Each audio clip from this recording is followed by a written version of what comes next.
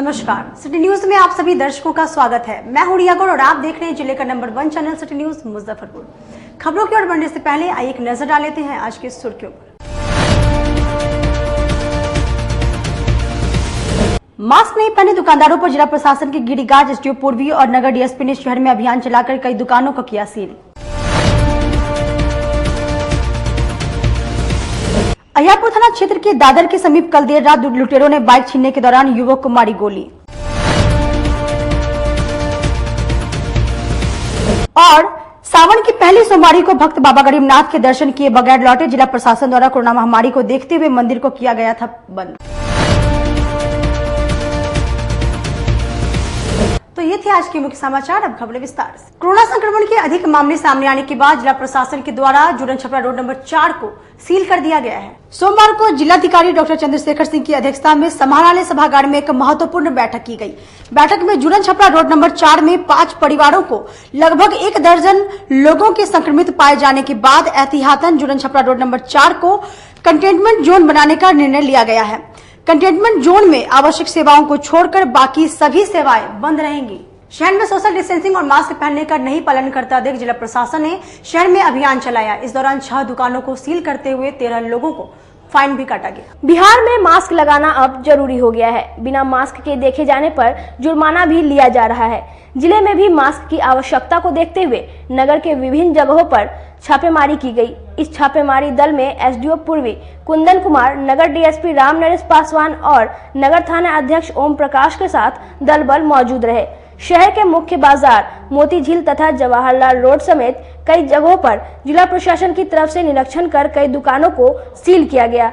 Jawaharlal road, तिलक मैदान road आदि मार्गों के कई दुकानों में मास्क के लिए छापेमारी की गई। जिन दुकानदारों ने मास्क नहीं लगा रखा था उन्हें 50 रुपए फाइन करके उनके दुकानों को 3 दिन तक के लिए सील कर दिया गया। कोरोना संक्रमण महामारी के रोकथाम के लिए राज्य सरकार ने मास्क पहनना अनिवार्य कर दिया है, जिनके अनुसार हर व्यक्ति का मास्क पहनना अनिवार्य हो चुका है। बिना मास्क के पहली बार दुकानदार पकड़े जाएंगे तब 3 दिन तक उनके दुकान को सील किया जाएगा। जनता को कोरोना के संक्रमण से बचाने के लिए राज्य सरकार की इस मुहिम को जिले में सख्ती से लागू करने की कवायद शुरू कर दी गई है। जिलाधिकारी महोदय द्वारा जो मिनिस्ट्री ऑफ होम अफेयर्स के द्वारा जारी मार्गदर्शन को कड़ाई से अनुपालित करने के लिए निर्देश प्राप्त है। इसी क्रम में जो लोग अनुपालन नहीं कर रहे हैं उनके दुकानों को सील किया जा रहा है। दंड स्वरूप जो लोग मास्क नहीं लगाए हैं उनसे 50 रुपया वसूला भी जा रहा है और साथ में 2 मास्क उसको दिया भी जा रहा है। अभी तक कितने दुकान सील हुए हैं सर? 3 दुकानों को सील किए, आगे कार्रवाई चालू है। कल देर रात अहियापुर थाना क्षेत्र के दादर पुल के समीप बाइक छीनने के दौरान बदमाशों ने एक युवक को गोली मारकर घायल कर दिया।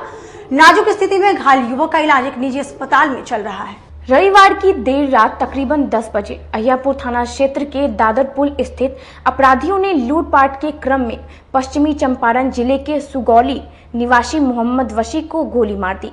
गोली की आवाज सुनते ही आसपास के लोग इकट्ठा हो गए, जिसके बाद स्थानीय लोगों ने आनन फानन में इलाज के लिए बैरिया स्थित एक निजी अस्पताल में भर्ती करवाया, जहां घायल वशी का इलाज अस्पताल के आईसीयू में चल रहा है। घटना के संबंध में घायल वशी ने बताया है कि वह पटना में रहकर पढ़ाई करता है। घर से वह पटना जा रहा था। इसी क्रम में पुल के समीप 3 बाइक सवार 6 अपराधियों ने पीछा कर घेर लिया और लूटपाट करने लगा। विरोध करने पर गोली मारकर हथियार लहराते हुए फरार हो गया। अपराधियों के खिलाफ जिला पुलिस लगातार अभियान चला रही है, लेकिन अपराध पर अंकुश लगाने में असफल साबित हो रही है। कोरोना वायरस महामारी को देखते हुए जिला प्रशासन द्वारा पूरे सावन माह में बाबा गरीबनाथ मंदिर समेत सभी शिवालयों को बंद किया जाने के बाद पहली सोमवारी को भक्त लौटे मंदिर से निराश। देखिए ये रिपोर्ट। भगवान भोलेनाथ का प्रिय मास श्रावण माह की शुरुआत सोमवार से हो गई, लेकिन इस बार कोरोना संक्रमण के कारण बिहार का देवघर कहे जाने वाले बाबा गरीबनाथ धाम मंदिर का पट पूर्व 1 जुलाई से ही भक्तों के लिए बंद हो चुका है। प्रत्येक वर्ष सावन माह में लाखों कांवड़ियों का झुंड बाबा गरीबनाथ पर जलाभिषेक करने को पहलेजा से जल लेकर पैदल कांवड़ का जल चढ़ाने आते थे, पर इस वर्ष कांवड़ियों को निराशा हाथ लगी। जलाभिषेक के द्वारा भगवान शिव की आराधना करने से सभी कष्टों का नाश होता है, परंतु इस दफा कोरोना के कारण यह नहीं हो सका।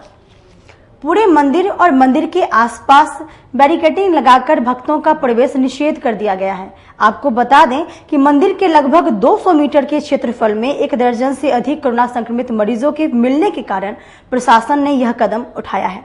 मंदिर के प्रधान पुजारी विनय पाठक ने बताया है कि बाबा का हर सोमवार को महाअभिषेक फल फूल चावल पान के पत्तों और भस्म से किया जाता है।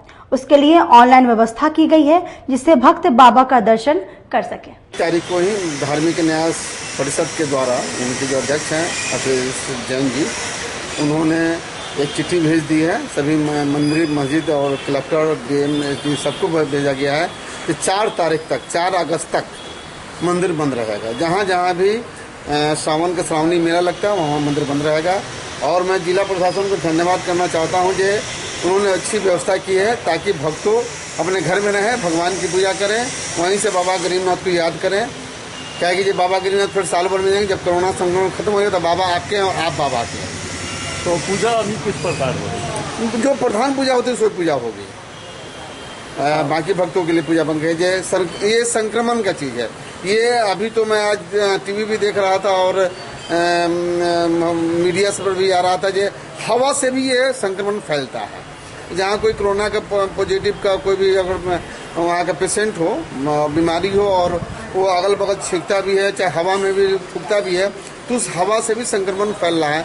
तो ये बहुत भयावह स्थिति है और इस पर सरकार और प्रशासन ने और हमारा भी नैतिक कर्तव्य बनता है, भारतीय होने के नाते, बाबा के भक्त होने के नाते, बाबा के पुजारी होने के नाते, जो हम लोग इस संक्रमण काल को बचाते हुए सारा कार्य करें, परिवार को बचाएं, अपने बचे, समाज को बचाएं, देश को बचाएं। अरे सावन में बाबा का महाअभिषेक जो होता था चावल से फलों से, क्या ये होगा। तो उसके दर्शन के लिए क्या व्यवस्था? देखिए उसके दर्शन के लिए उसको मैं फोटो खींच के मीडिया के माध्यम से लोग अपना देख सकते हैं, अपने अपने पोस्ट पर दे सकते हैं मीडिया के माध्यम से। लाइव व्यवस्था है किसी प्रकार की? जैसे पहले एक्चुअली चर्चा चल रही है लाइव के बारे में। लाइव जब होगा तो मैं आपको बता दूंगा। कल देर शाम नगर विकास मंत्री सुरेश शर्मा के द्वारा तीसरे दिन भी शहर को कचरा मुक्त कराने को लेकर शहर का निरीक्षण किया।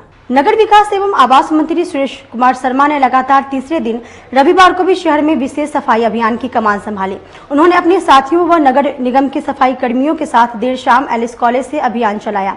कूड़े के उठाव के लिए मंत्री ने अपने निजी खर्च पर 1 दर्जन ट्रैक्टर व 1 जेसीबी निगम के संसाधन के अतिरिक्त उपलब्ध करवाया है।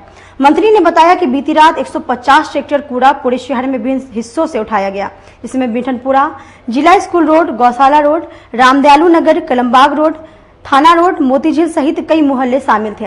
मंत्री सुरेश कुमार शर्मा ने बताया कि जल्द ही रौतनिया का सौंदर्यीकरण किया जाएगा और वहां कचरे से खाद भी बनाया जाएगा। निगम के 40 ट्रैक्टर से जो रेगुलर सफाई का काम है, हमने तो उसका एक अभियान चलाया क्योंकि बहुत ज्यादा इकट्ठा हो गया था कचरा।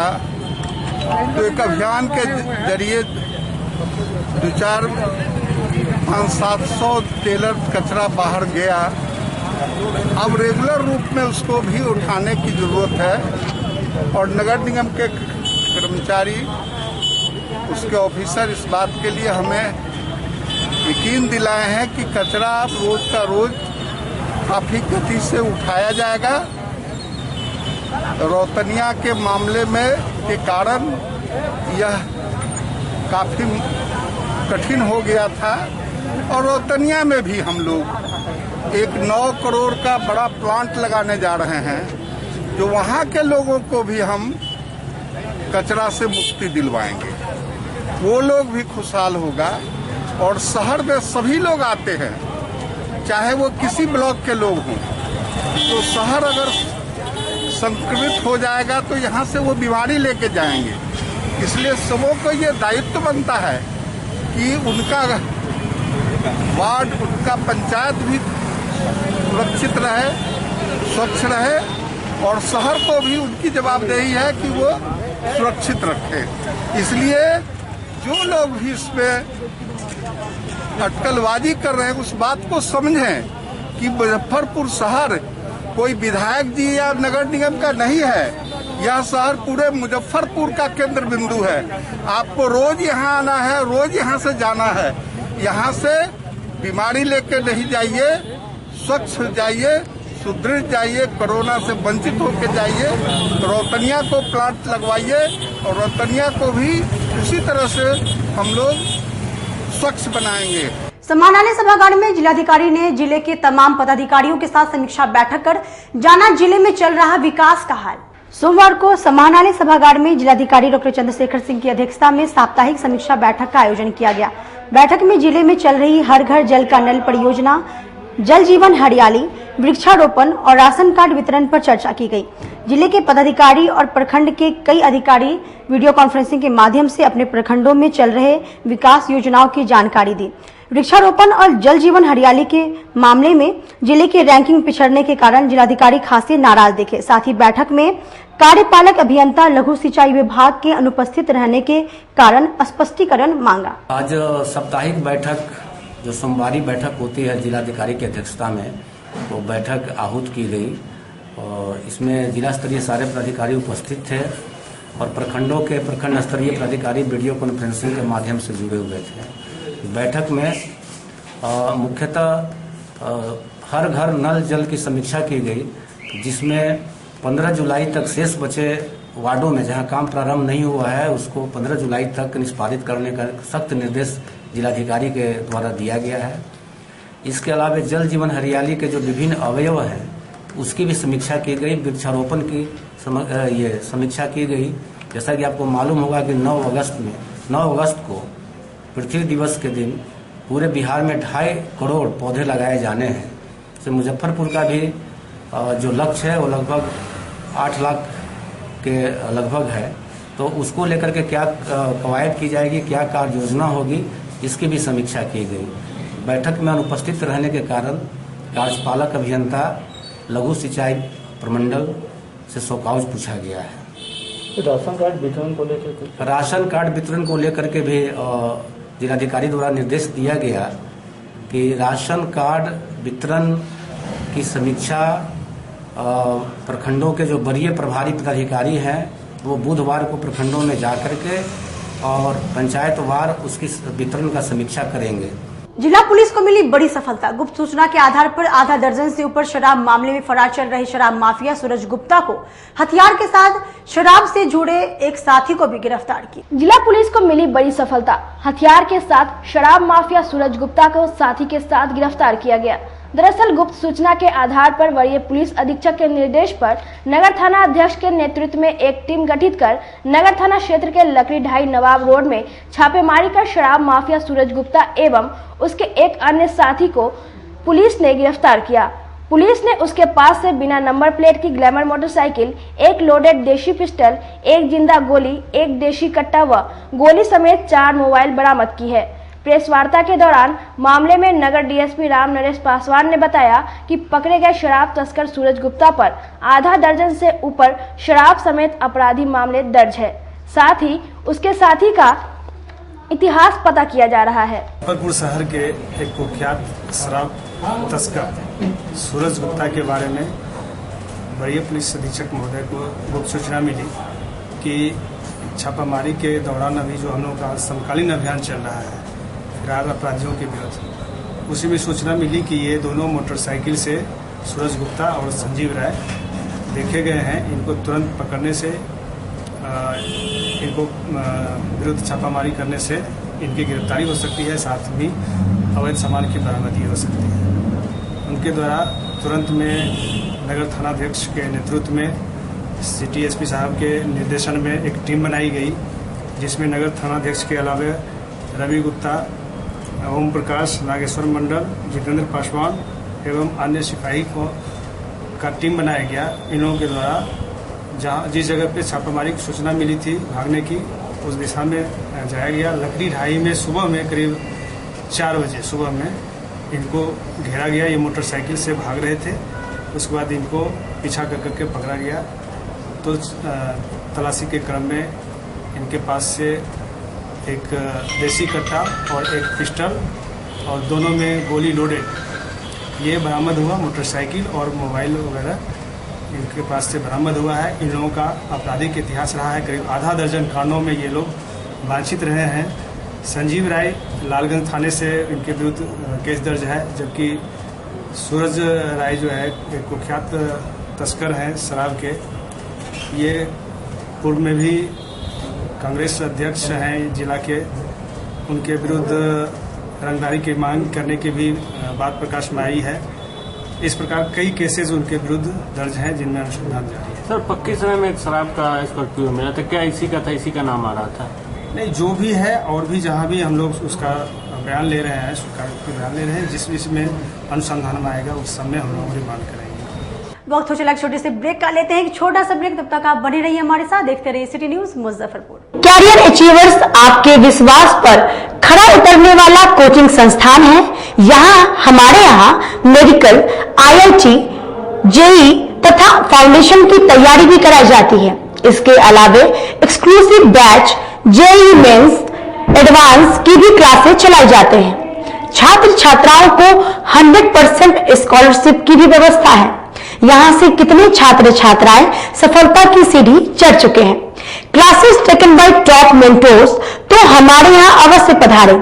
तो हमारा पता याद रखें, हमारा पता है career achievers, Mithanpura, near north point school, और हमारा कॉन्टेक्ट नंबर है 8002479735, या फिर आप हमें कांटेक्ट कर सकते हैं 8877430251 पर। सबसे बड़ी बात तो ये है कि हम चाहते हैं कि हमारे इस मिशन में हमारे बच्चे गंगा पार करके उस पार नहीं जा पाए। यही नहीं, मिशन तो तब सक्सेसफुल होगा जब गंगा पार के बच्चे यहाँ एडमिशन लेने के लिए मार करेंगे। इसी आशा के साथ इंस्टीट्यूट तो हम लोग चला रहे हैं, अपने बच्चों को खुश करने की कोशिश कर रहे हैं। बच्चों को मैंने यही कहा है, तुम अपना समय दो, मैं तुम्हें आसमान की बुलंदियों पर पहुंचा दूंगा। मुजफ्फरपुर की शान और अपने कलाकृतियों से बॉलीवुड के स्टारों में अपनी पहचान बना चुका बाबा की दुकान लहठी भंडार पिछले 50 वर्षों से आपके पसंद का ख्याल रखती है। यहाँ से लाह की बहुरानी सेट बॉलीवुड की स्टार ऐश्वर्या राय ने अपनी शादी में पहनी थी। यहाँ से राजनीतिक गलियारों के नामचीन चेहरों की दुल्हन भी सजी थी। हमारे यहाँ शादी सेट, बहुरानी सेट, जयमाला सेट, लाह के फैंसी आइटम कुशल कारीगरों द्वारा निर्मित कराई जाती है। इसके अलावा चूड़ा सेट, कंप्यूटर चूड़ा, कुंदन चूड़ा, वाटरप्रूफ चूड़ा, सुंदरी 3 बुंदिया, बंग बंगरी, हिंगलू, पात चूड़ा, जंगली चूड़ा का भी निर्माण अपने कारीगरों द्वारा कराती है। यही नहीं, लाह से बनी कान का टॉप्स, रिंग, नथ, गला का हार, मांग टीका, पेन स्टैंड, हाथी, बिछिया, ग्लास, करा भी बनाती है। तो एक बार हमारे यहाँ अवश्य पधारे। बाबा की दुकान लहठी भंडार, इस्लामपुर, मुजफ्फरपुर। हमारा कांटेक्ट नंबर है 9308620444। 40-50 साल से जो हमारी दुकान है, ये बाबा की दुकान लहठी भंडार, समझे ना, पुश्तैनी हम लोग का काम ही है। और हमारे यहाँ जो है जितने भी है, जैसे कि ऐश्वर्या राय के यहाँ लहठी गया, हमारा सचिन के यहाँ गया है, और आपके जो है तेज प्रताप सिंह, अभी लालू प्रसाद के लड़के की शादी हुई है, उसमें भी लहठी भेजा गया था। और हमारे यहाँ जो है ना बहुरानी सेट है, जैसे कि है कुंदन सेट है, और जैसे कि हम लोग जो डिज़ाइन जो है सेलेक्ट करते हैं जो लगन के ऊपर जो है, जैसे कि कस्टमर का चॉइस देखते हैं हम लोग हैं, उसी टाइप से हम लोग जो है माल तैयार करते हैं। और कलर है मैचिंग, हमारे यहाँ सबसे विशेषता है कि हर तरह के लहंगे का जो है ना मैचिंग तुरंत हैंड टू हैंड हम लोग लगा के दे देते हैं। हम पढ़ाते नहीं, हम बच्चों में विश्वास जगाते हैं। Christ Jyoti international school, based on CBSE curriculum with co-education. इस स्कूल में प्रत्येक विषयों के लिए अनुभवी शिक्षकों का समूह है। विद्यार्थियों को अलग से ट्यूशन पढ़ने की आवश्यकता बिल्कुल नहीं है। बच्चों को प्रत्येक विषयों के लिए अलग से अतिरिक्त कक्षाएं दी जाती हैं। साइंस और कंप्यूटर लैब की व्यवस्था के साथ उत्तम खेल कूद के लिए बड़ा सा कैंपस भी है। नर्सरी के बच्चों को खेल कूद की विधि से पढ़ाई जाती है। केंद्रीय माध्यमिक शिक्षा बोर्ड पर आधारित पाठ्यक्रम से कक्षा प्ले हाउस व नर्सरी से अष्टम वर्ग तक ये नामांकन प्रारंभ है। तो नामांकन के लिए तुरंत संपर्क करें। हमारा पता है Christ Jyoti international school, Dharmodaya स्थली माधोपुर सुस्ता मुजफ्फरपुर। के रूप में ज्वाइन किया राष्ट्रीय स्कूल को, और यहाँ की व्यवस्था, यहाँ के पेरेंट्स सारे लोग पूरी तरह से बच्चों की पढ़ाई के प्रति जो केयरलेस थे, मैंने उन्हें जागरूक करने की कोशिश किया और उस व्यवस्था को बदलने के लिए मैं हर संभव प्रयास करती हूँ। जहाँ तक हो पाएगा मैं इसे आगे बढ़ाऊंगी। इसे आगे बढ़ाना ही मेरा कर्तव्य है। अध्यक्ष शिशु विभाग केजरीवाल मातृ सदन, मैं आज सिटी न्यूज के 8वें वर्षगांठ पर सिटी न्यूज को अपनी हार्दिक शुभकामना देता हूं और दिन पर दिन आगे की ओर सिटी न्यूज बढ़े, हम लोगों को सच्ची खबर, हर खबर से रूबरू कराते रहें, इसकी कामनाओं के साथ मैं इनको बहुत आशीष देता हूं जो लोगों ने इसमें जुड़े हुए हैं, उन सभी लोगों को। और आज पूरा विश्व वैश्विक महामारी है कोरोना, उसके विषय में मैं अपने लोगों को, अपने यहाँ के शहर के लोगों को ये विनती करता हूँ कि आप कृपया थोड़ा सा डिस्टेंस बना के एक दूसरे से रहें। भीड़ में जब भी निकलें तो मास्क लगा लें, जरूरी है ये मास्क लगाना। और जब भी आप कोई काम करें या किसी आदमी से मिलें तो आप सैनिटाइज करें अपने हाथ को, जैसे कि मैं कर रहा हूँ। ये जरूर करें। साबुन से जितनी बार आप हाथ धोएंगे आप समझिए वो कम है। 20 सेकंड तक किसी भी साबुन से आप हाथ धोएं। कोरोना से बचना है, कोरोना से डरना नहीं है, कोरोना से लड़ना है। और छोटे बच्चे को कृपया जरूरत न पड़े तो घर से मत निकालिए, एकदम मत निकालिए, और आपको भी जरूरी हो तभी घर से निकलिए। धन्यवाद। ब्रेक के बाद एक बार फिर से आप सभी का स्वागत है। आइए बढ़ते हैं अगली खबरों की ओर। डॉक्टर श्यामा प्रसाद मुखर्जी की जयंती पर मंत्री सुरेश शर्मा ने किया मास्क पहनिए और काम पर चलिए कार्यक्रम का शुभारंभ। नगर विकास एवं आवास मंत्री सुरेश शर्मा के द्वारा सोमवार को मोतीझील ब्रिज के तिनमुहानी पर डॉक्टर श्यामा प्रसाद मुखर्जी की जयंती दिवस मनाई गई। मंत्री सुरेश शर्मा ने डॉक्टर श्यामा प्रसाद मुखर्जी के तस्वीर पर माल्यार्पण कर मास्क को लेकर जन जागरूकता अभियान चलाया। मोतीझील ओवरब्रिज पर बगैर मास्क पहने आ रहे लोगों को मंत्री सुरेश शर्मा ने अपने हाथों से मास्क पहनाया और मास्क का महत्व भी बताया। उन्होंने बताया कि कोरोना महामारी से बचाव को लेकर लोग अभी भी जागरूक नहीं हैं, इसलिए उन्होंने डॉक्टर श्यामा प्रसाद मुखर्जी की जयंती के अवसर पर यह जन जागरूकता अभियान चलाया है। पूरे कोरोना बिहार में, बिहार के साथ मुजफ्फरपुर में भी बहुत तेजी से फैल रहा है। इसलिए आज श्यामा प्रसाद मुखर्जी का जन्मदिन है। देश कैसे सुदृढ़ होगा, इस बीमारी से कैसे मुक्ति पाएगा, इसलिए उनके जन्मदिवस के अवसर पर हम सभी कार्यकर्ता यहाँ पुल पर जो लोग भी आ रहे हैं जो मास्क नहीं लगाए हैं उनको मास्क अपने हाथ से लगा दे रहे हैं और उन्हें यह भी आग्रह कर रहे हैं कि आप बिना मास्क लगाए हुए बाहर नहीं चलिए। आप जीवित रहिएगा, कोरोना भागेगा। मास्क लगा के चलने से कोरोना भागेगा। इसलिए इस अभियान को श्यामा प्रसाद मुखर्जी के इस जन्म दिवस के अवसर पर हम लोग इस अभियान को जागरूकता अभियान के रूप में चला रहे हैं। जीरोमाइल चौक पर भिखनपुर प्रखंड बनाओ संघर्ष समिति के सदस्यों ने भिखनपुर को प्रखंड बनाने की मांग को लेकर एक दिवसीय धरना दिया। सोमवार को जीरोमाइल चौक पर भिखनपुरा प्रखंड बनाओ संघर्ष समिति के सदस्यों ने भिखनपुर को प्रखंड बनाए जाने की मांग को लेकर एक दिवसीय उपवास कर धरना दिया। भिखनपुर प्रखंड बनाओ संघर्ष समिति का आरोप है कि भिखनपुर प्रखंड बनाने की मांग को लेकर कई वर्षों से सरकार से मांग की जा रही है, लेकिन अभी तक किसी की भी सरकार आई लेकिन हम लोगों की मांगों को अनदेखी कर रही है। संघर्ष समिति के सदस्यों ने कहा है कि जब तक हमारी मांग को पूरा नहीं किया जाता तब तक हमारा आंदोलन जारी रहेगा।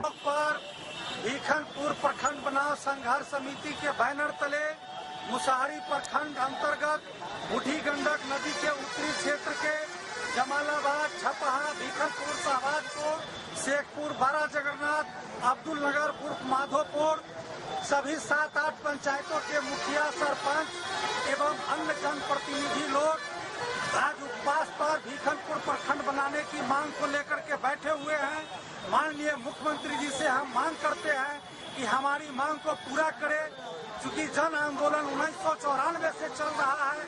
2005 के कैबिनेट में के प्रस्ताव में शामिल है।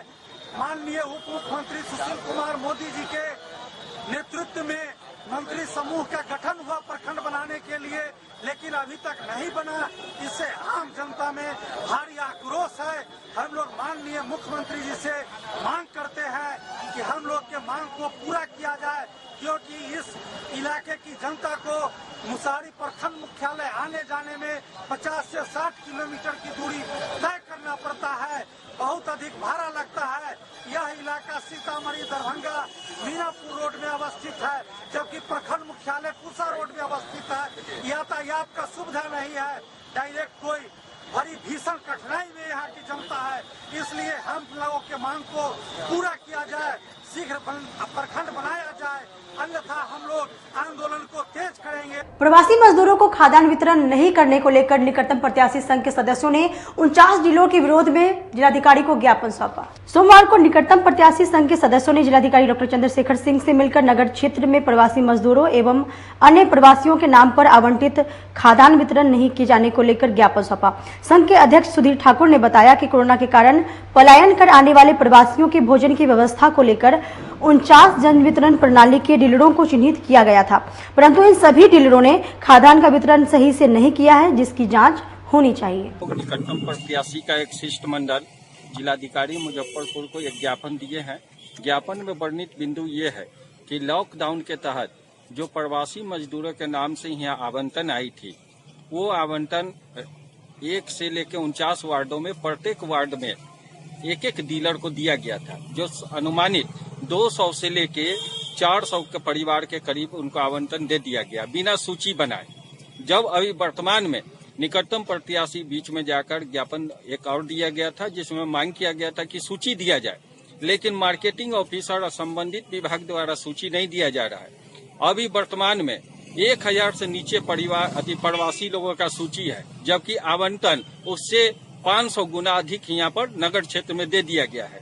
अभी सरकार द्वारा नया राशन कार्ड के नाम से भी आवंटन दे दिया गया है और प्रवासी मजदूरों के नाम से, प्रवासी परिवारों के नाम से भी है। और वो डीलर लोग जो है जनप्रतिनिधि को कहते हैं कि एक मुहर मारिए और हम दे देंगे।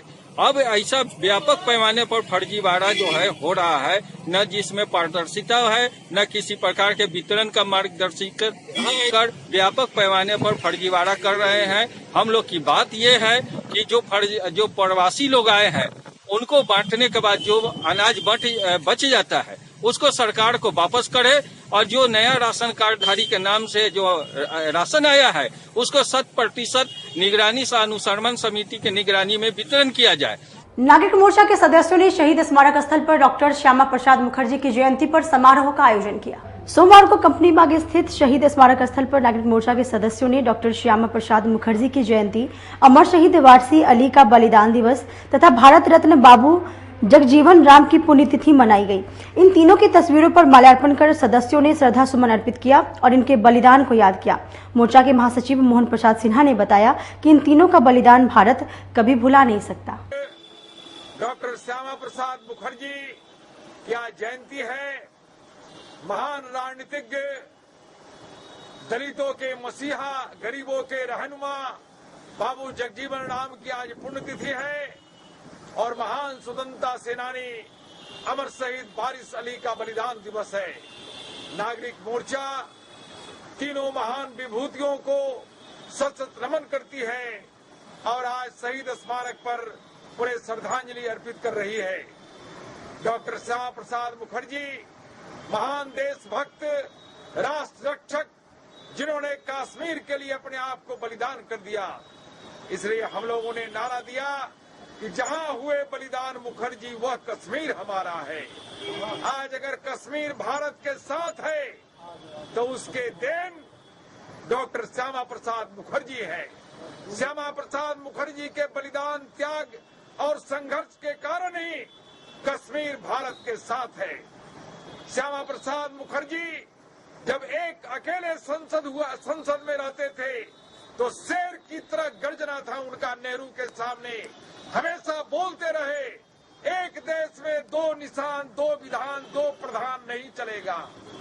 आज श्यामा प्रसाद मुखर्जी की जयंती पर हम मुजफ्फरपुर वासी महान देशभक्त को सत सत नमन करते हैं और राष्ट्र रक्षा की हर कीमत पर संकल्प लेते हैं।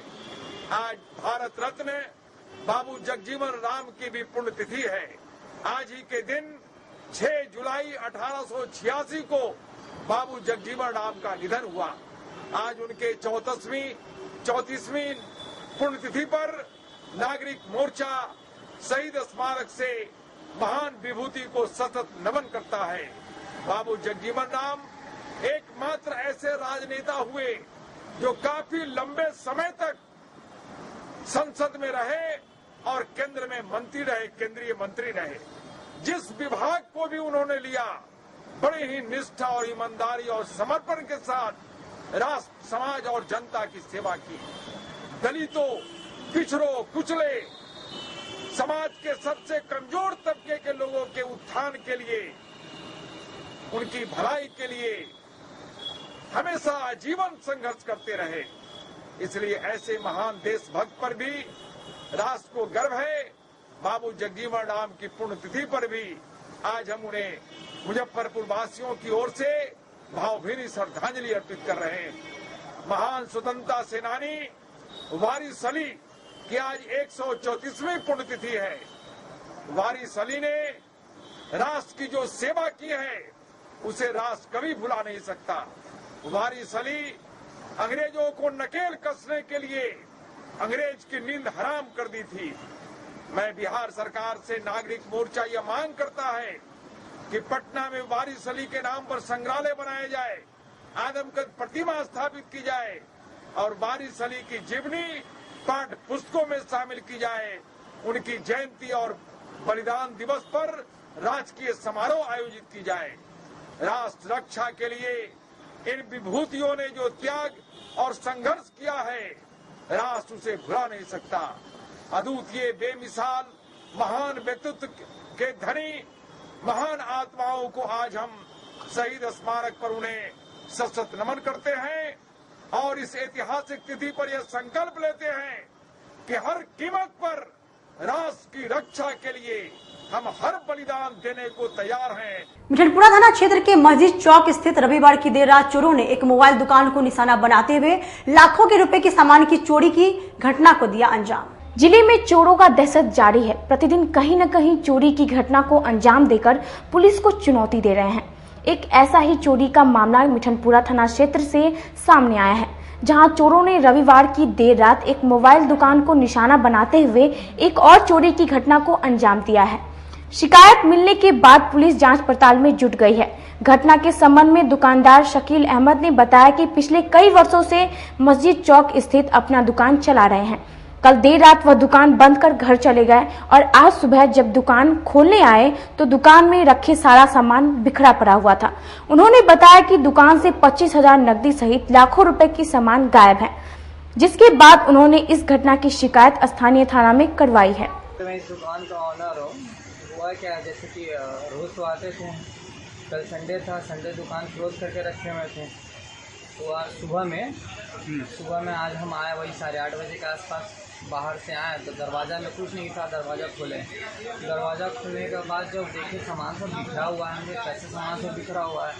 फिर उसके बाद जैसे जब अंदर आए तो देख रहे जितना भी गल्ला उल्ला सामान इधर रैक है, अंदर जितना भी मोबाइल सब रखा हुआ है, सारे डब्बा में से जितना भी डब्बा है सब में से मोबाइल निकाल करके डब्बा सबको खाली छोड़ दिया। सब देख रहे हैं, सब गल्ला का था, कैश गल्ला तोड़े हुआ है। इस गल्ले में डब्बा में हम लगभग 7-8 हज़ार रुपये रखे थे, वो को देना था, वो था, कैश था, लगभग 20-25 हज़ार रुपये कैश था रखे हुए थे मोबाइल वाले को देने के लिए। हम रात में कितने का चोरी हुआ ये अंदाजा आप लगा? मोबाइल मेरा एंड्रॉइड फ़ोन सब तो डब्बा सहित गायब है, बटन वाला फ़ोन सब था, तो बटन वाला फ़ोन सब का जो अनुमान कितना का लगा सकते हैं आप? लगभग हम अभी तो कैलकुलेट अगर इस हिसाब से अंदाज बता रहे हैं, वही लगभग 70-80-90 हज़ार के आसपास माल मेरा। तो चोर कहाँ से घुसे? इधर तो पहले तो आए तो देखे, हमको समझ में नहीं आया कि आया कैसे।